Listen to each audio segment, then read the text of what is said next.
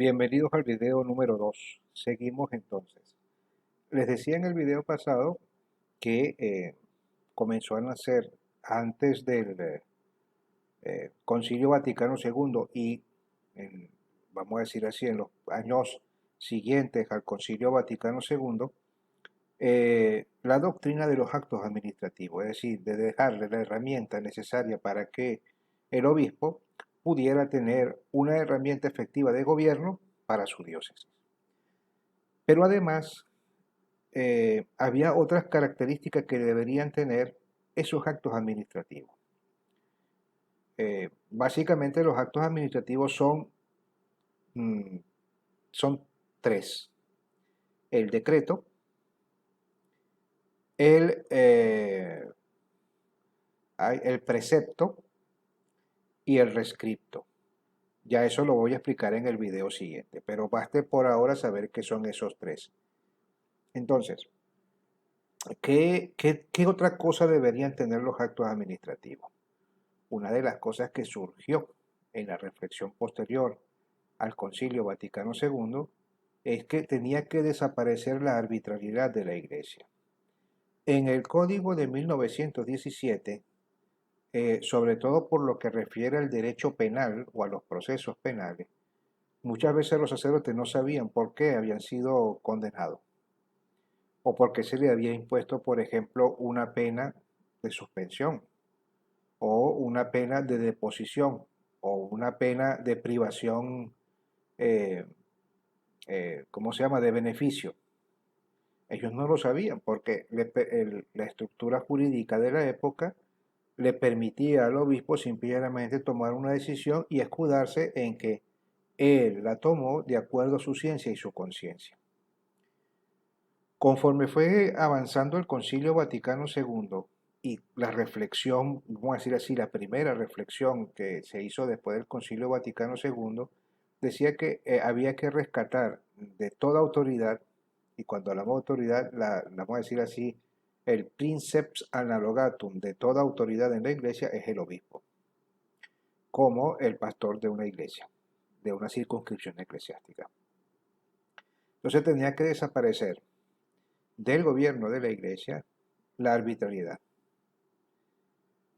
de tal manera que el obispo tenía que siempre dar razón de sus decisiones, de tal manera que en ese dar razón de su decisión le hiciera saber al destinatario del acto administrativo que él no estaba cometiendo ninguna injusticia, sino que estaba obedeciendo los dictámenes de las leyes y el caso concreto, ¿no? Y además toda la información de la que poseía.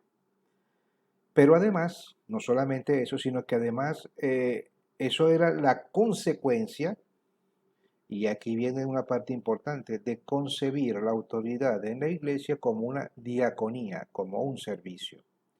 Y precisamente porque es un servicio que la autoridad, el obispo, presta a la iglesia, esa tenía que desarrollarse con la mayor transparencia, de tal manera que todos pudieran percibir el bien en la decisión del obispo. Ya después veremos que efectivamente la autoridad puede equivocarse y entonces se crea un sistema para la revisión de las decisiones de las autoridades inferiores al romano pontífice, pero eso lo vamos a ver al final. No en estos videos, lo vamos a ver un poquitín más adelante, probablemente la semana que viene. Entonces, se creó, vamos a decir así, dentro del Código de Derecho Canónico, un marco para todos los actos administrativos, decretos, eh, preceptos y rescriptos. Lo encontramos, por cierto, desde el canon 35 hasta el 47. Básicamente, de todos modos, ustedes pueden leerlo con toda la calma del mundo que van a entenderlo perfectamente. Primero, ¿quién es el autor del decreto? El que tiene potestad ejecutiva. ¿Quién es el autor del acto administrativo? El que tiene la potestad ejecutiva. Es decir, que el legislador, en este caso el obispo, pues a la hora de hacer una ley no lo llama decreto singular. O el juez, el vicario judicial, cuando toma alguna decisión, eso no es un acto administrativo, es un acto judicial. Es importante tomar en consideración, aunque lo vamos a ver en las próximas clases, que también los vicarios generales y los otros vicarios episcopales pueden, a la hora de tomar sus decisiones, pueden hacer un decreto. Yo diría, más que pueden, deben, porque una de las, vamos a decir así, de los descriptores de todo acto administrativo es que el acto administrativo debe consignarse por escrito. De tal manera que la persona que se vea, vamos a decir así, receptora o se vea afectada por la decisión, tenga un fundamento jurídico para poder pedir la revisión. Si la decisión es de viva voz, la persona que pide la revisión o podría eventualmente pedir la revisión no tiene cómo probar que esa fue la decisión que tomó la autoridad. Por eso es que una de las razones es debe darse por escrito.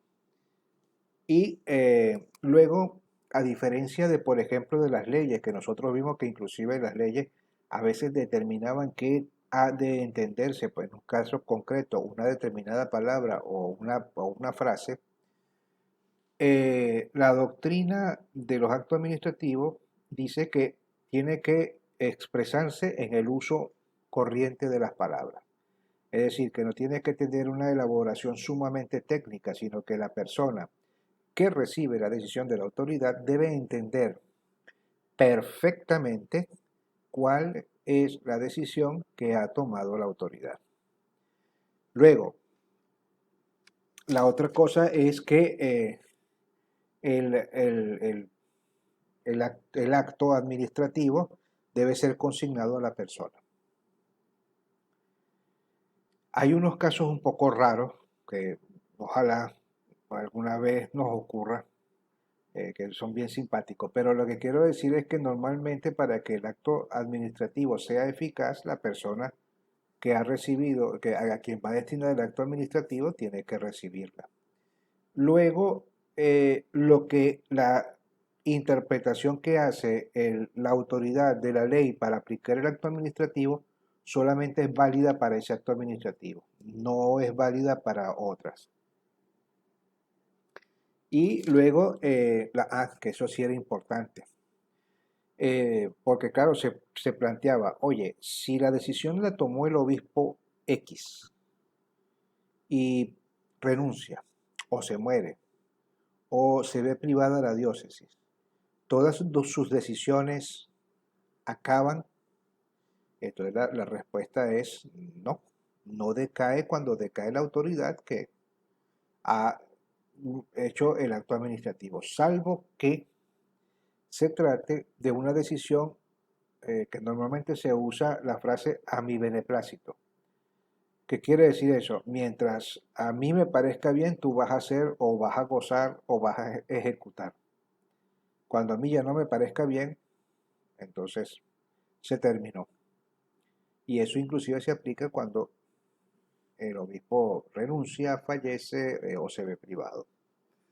Y finalmente el último es la revocación, es decir, el acto se presume válido hasta que la autoridad que la emitió o que le sucedió en ese ejercicio o la autoridad superior la revoque o la cambie.